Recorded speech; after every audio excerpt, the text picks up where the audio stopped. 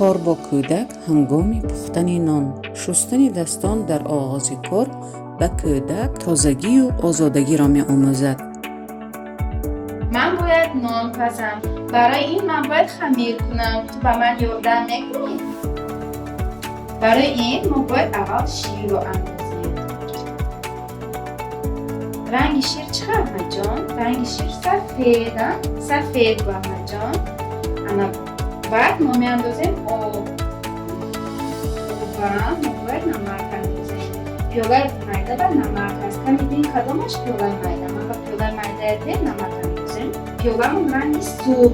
من با نمک هسته؟ نه پیاله سرخ نمک هسته؟ آفرین. قاشقچه میده.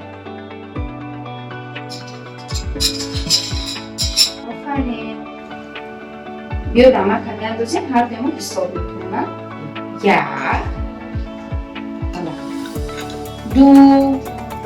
آفرین. اکنون ما آب میاندازیم. بعد ما باید احمد جان روغن گیریم. پیاله کبود ما روغن داریم. قاشق کلان است احمد جان. میاندازیم. بیا حساب میکنیم احمد جان. یک. دو. سه. چهار. چند قاشق انداختیم؟ 4 قاشق انداختیم. آفرین. انکو احمد جان پیاله کبود و خمیر تروش است. من با پیاله کبودی میده چده؟ رحمت. انکو ما آرد میاندازیم. آرد میاندازیم. در کاسه کباب آرد هست نه احمد جان؟ با حساب میکنیم. یک. دو. سه.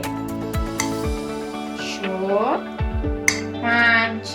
چنانه دیدید اشتراکی به واسطه کودک در این روند تا این دم سست‌تر بود.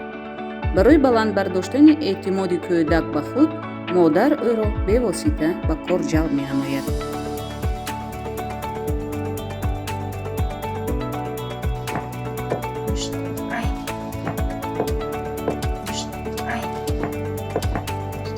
اکنون ما باید خمیرمون از کلچه تقسیم کنیم. 1. 2. 3. 4. اکنون هر دویش گیر کلچه راست میکنیم.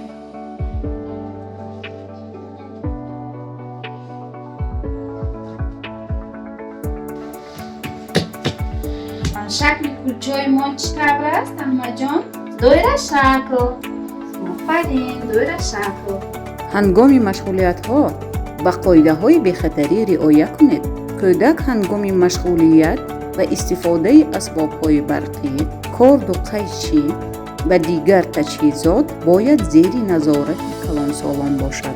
چقدر کلچه های با مزه کردیم ها؟ چند تا کلچه کردیم؟ بیا بار دیگه حساب کنیم. 1. 2. 3. 4.